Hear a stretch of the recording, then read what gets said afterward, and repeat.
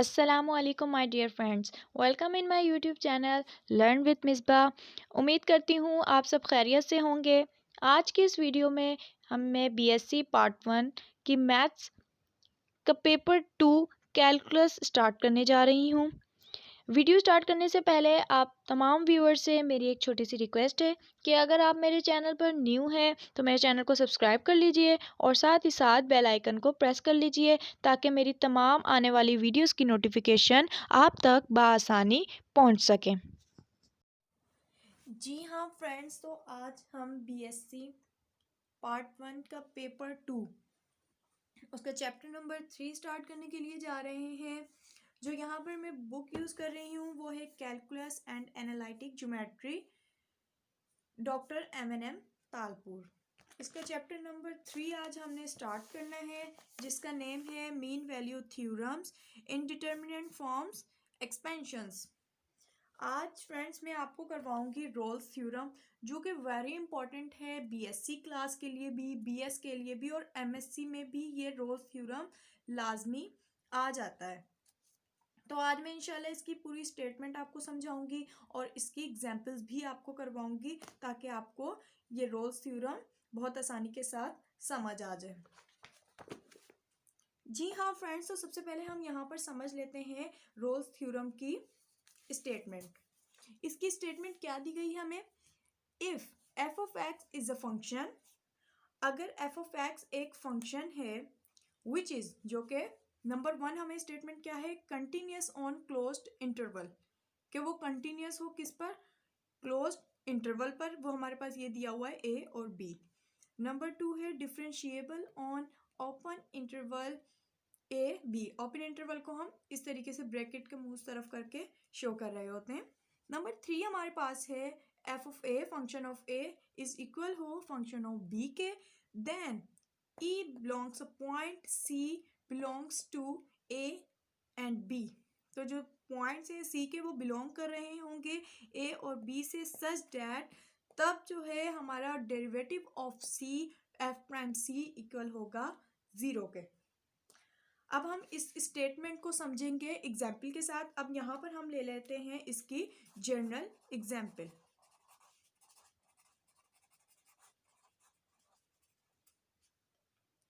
जी हाँ फ्रेंड्स, तो हमने यहाँ पर ले लिए जर्नल एग्जाम्पल। अब यहाँ पर हम ले लेते हैं कोई भी function F of x.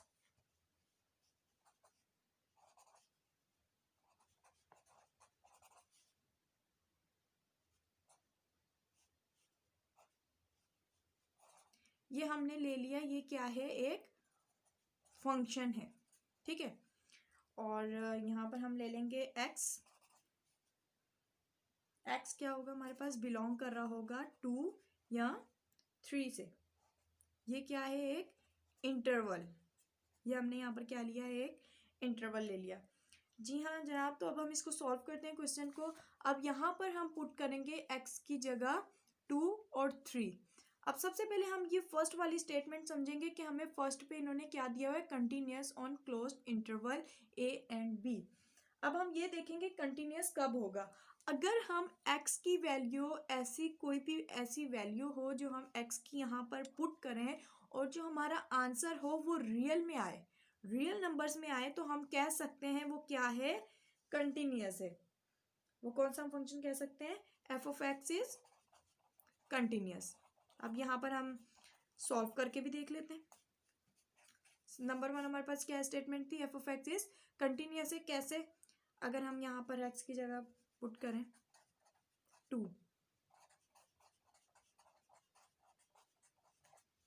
2 2 4 minus 10 plus 6, ये इक्वल किसके होगा, 0 के। तो हम कह सकते हैं ये रियल नंबर है।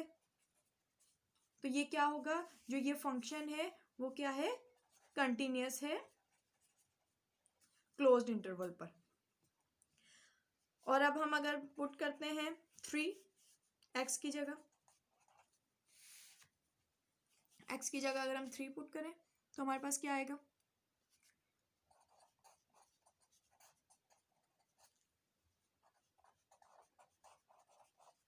+6। ये भी हमारे पास इक्वल आ जाएगा 0 के। तो हम कह सकते हैं the function is continuous on closed interval. अब हम सेकंड स्टेटमेंट देख लेते हैं। अब आपको, मुझे उम्मीद करती हूँ कि आपको फर्स्ट स्टेटमेंट समझ आ गई होगी कि हम कंटिन्यूअस कब कहेंगे, कि हम x की वैल्यू ऐसी पुट करें कि हमारे पास जो आंसर आए वो रियल हो, तो हम कह सकते हैं कि function is continuous on closed interval. Number second पे हमारे पास जो स्टेटमेंट है वो क्या है, डिफरेंशिएबल ऑन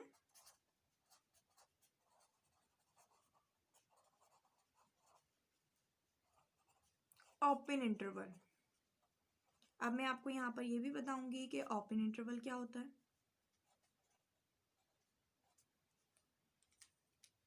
जी हाँ फ्रेंड, सबसे पहले तो हम इस इक्वेशन को क्या कर लेंगे, डिफरेंशिएट कर लेंगे।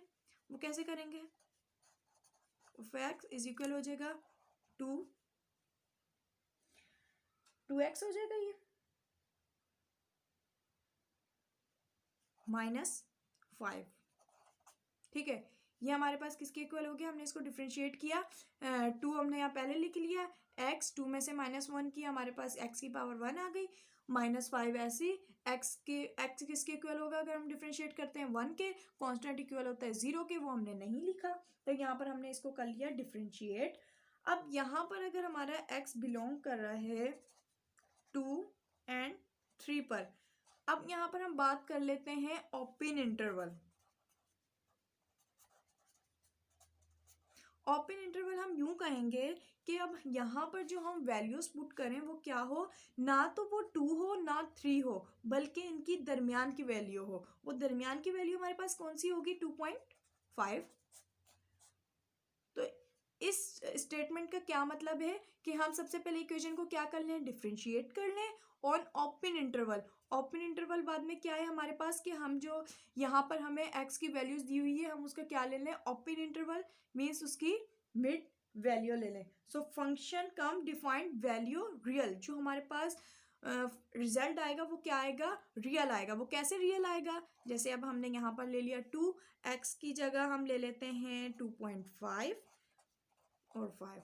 2.5 multiply by 2, 5 -5 is equal to 0। ये क्या है, एक real.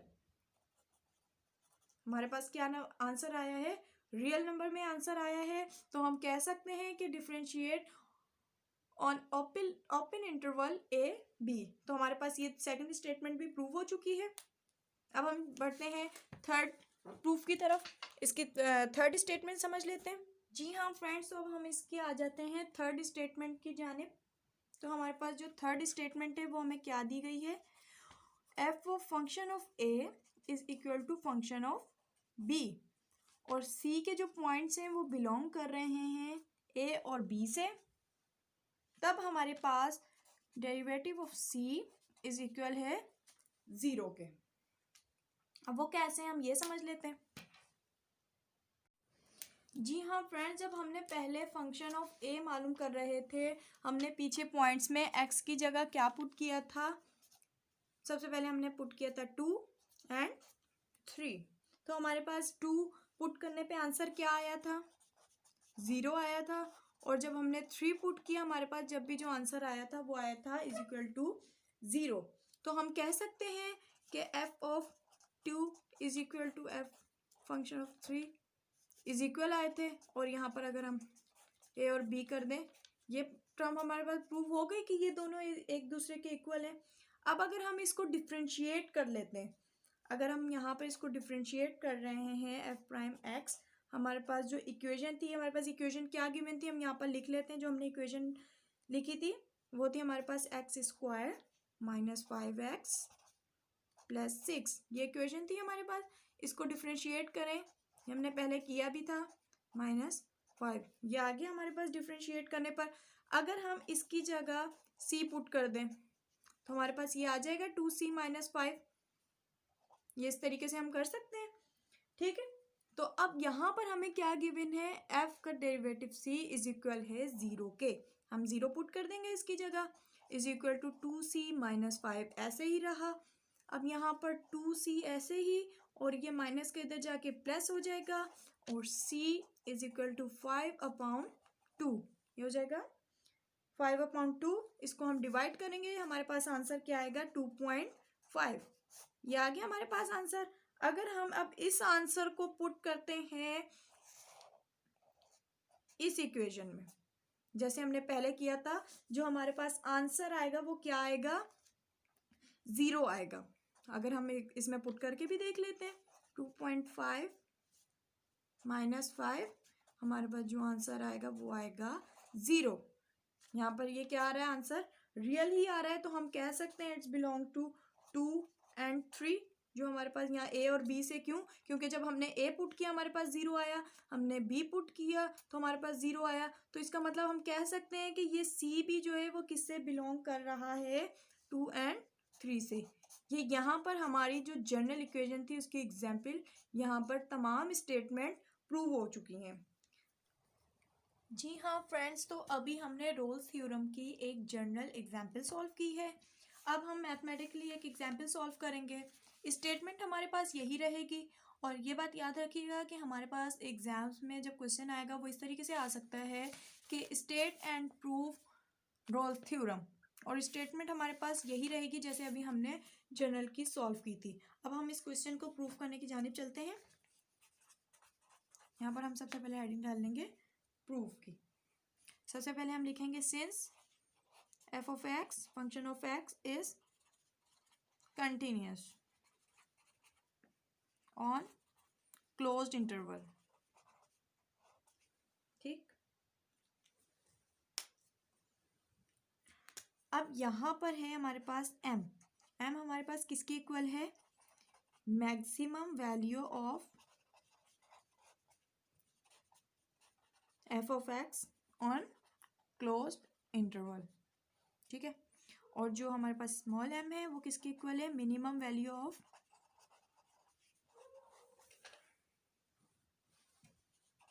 f of x on closed interval. जी हाँ फ्रेंड्स, तो अब हमारे पास इन केसेस में हमारे पास कितने केसेस आ गए हैं, we have 2 cases. We have 2 cases. Number 1 हमारे पास कौन सा आ जाएगा,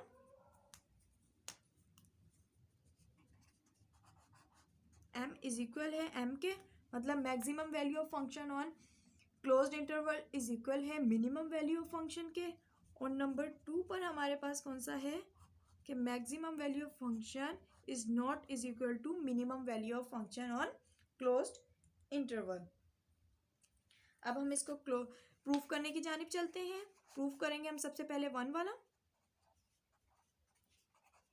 कि m इज इक्वल है maximum value of f x is equal है minimum value of f x के।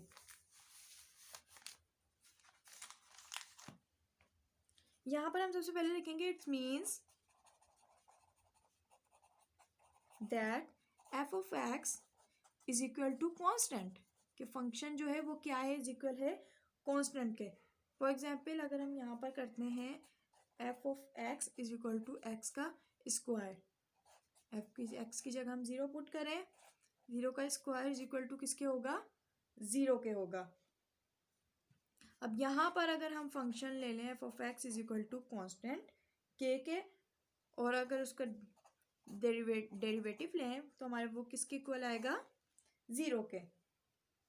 तो हमारे पास ये चीज़ प्रूफ हो गई कि हमारे पास एक रियल वैल्यू आ रही है। जिस तरीके से हमारे पास ये वाली स्टेटमेंट थी हम पहले प्रूफ करते आ रहे थे, तो इस तरीके से हमारे पास पहली स्टेटमेंट जो है वो प्रूफ हो चुकी है। हमें पता लग गया कि मैक्सिमम जो है वो इक्वल है मिनिमम के, इज इक्वल 0 आ गया, मैक्सिमम इक्वल है मिनिमम के। अगर हम ये पुट करते हैं हमारे पास क्या आ जाएगा, 0 आ रहा है। अगर हम इसको कांस्टेंट ले लें और इसको इस तरीके से पुट करते हैं हमारे पास आ गया 0। It's means in this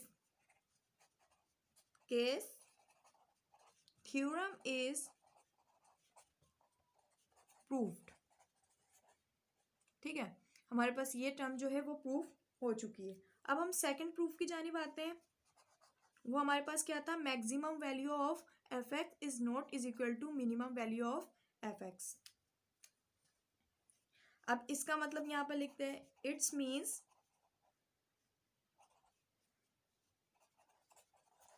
that f of A, function of A is equal to function of b, ये दोनों इक्वल है कि ये दोनों इक्वल नहीं है मैक्सिमम फंक्शन के।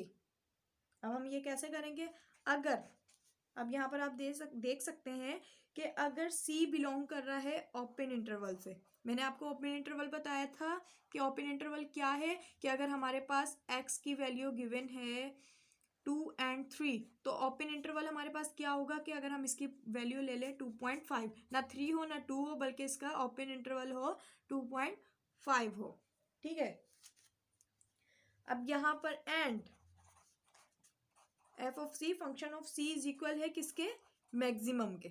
हमारे पास जो सी है ए और बी इज इक्वल, ये दो इक्वल नहीं है मैक्सिमम के, लेकिन जो फंक्शन ऑफ सी है वो किसके इक्वल है, मैक्सिमम के। सो वी कैन से कि x belongs to A and b and function of x is equal to function of ए।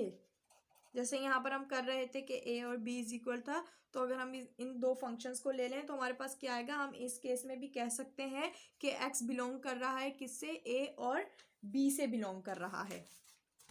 जी हाँ फ्रेंड्स, जैसे कि अब हमने यहाँ पर लिख लिया है F of x is equal to f of a, जो कि किससे बिलोंग कर रहे हैं। अब यहाँ पर हम लिख सकते हैं कि x बिलोंग कर रहा है a और b से।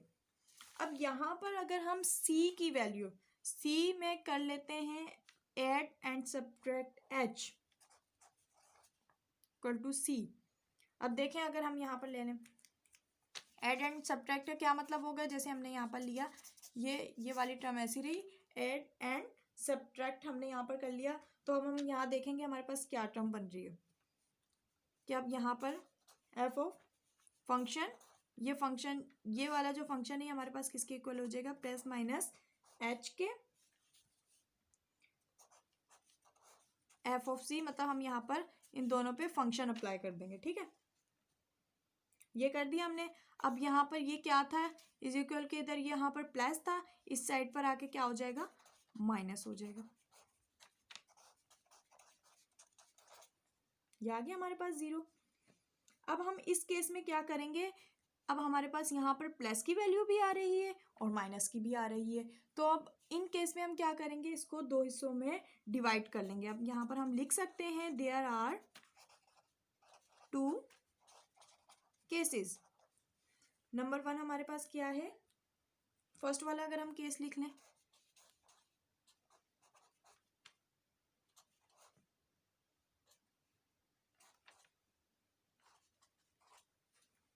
अब यहाँ पर हमने एक फॉर्मूला पढ़ा था कि limit delta x which is to 0 f x plus delta x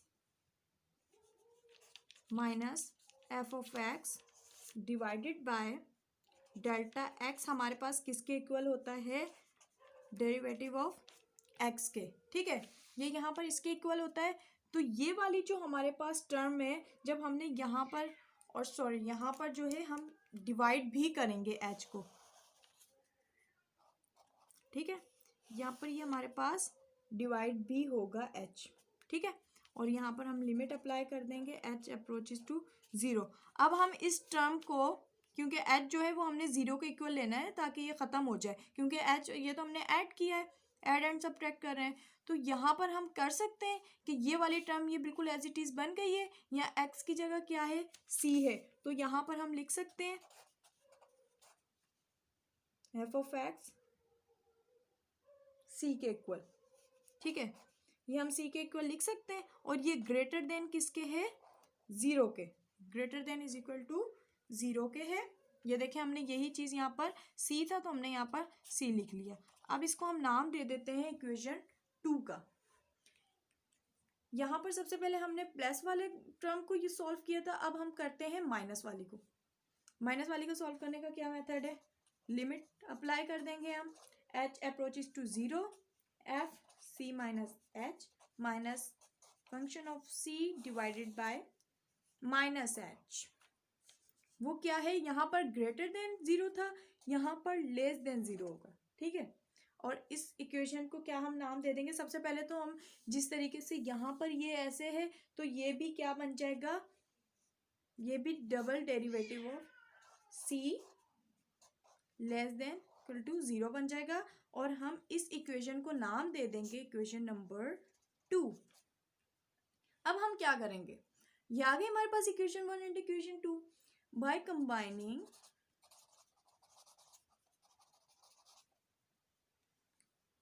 equation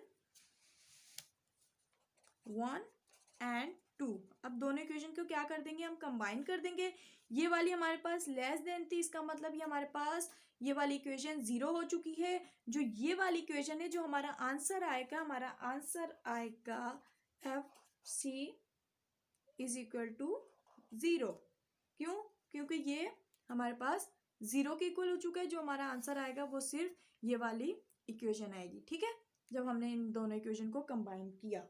तो ये था हमारा रोल्स थ्योरम, जो कि हमने 2 एग्जाम्पल्स के थ्रू प्रूव किया है। सबसे पहले जनरल एग्जाम्पल के थ्रू, बाद में हमने एक मैथमेटिकली एग्जाम्पल ले ली जो हमने प्रूव किए। ये इम्पॉर्टेंट है पेपर पॉइंट ऑफ व्यू से। या अभी हमने रोल्स थ्योरम किया है। इसके अलावा इस चैप्टर नंबर 3 में बहुत सारी एग्जाम्पल्स हैं और बहुत सारे थ्योरम्स हैं। उसके अंदर जब आप मीन वैल्यू थ्योरम करेंगे तो आपको ये वाला थ्योरम और भी ज़्यादा अच्छा समझ आ जाएगा और आपकी प्रैक्टिस भी हो जाएगी। तो उम्मीद करती हूँ आपको ये थ्योरम समझ आए होंगे। जी जनाब, तो आज का लेक्चर यहीं तक एंड करते हैं। इंशाल्लाह नेक्स्ट लेक्चर में मैं आपको मीन वैल्यू थ्योरम समझाऊंगी। उम्मीद करती हूँ कि आपको आज का लेक्चर समझ आया होगा। अगर आज की वीडियो पसंद आई हो तो please like, share and comment करना मत भूलिएगा। इंशाल्लाह नेक्स्ट वीडियो में आपके साथ मुलाकात होगी। अपना बहुत सारा ख्याल रखिएगा। अल्लाह हाफिज़।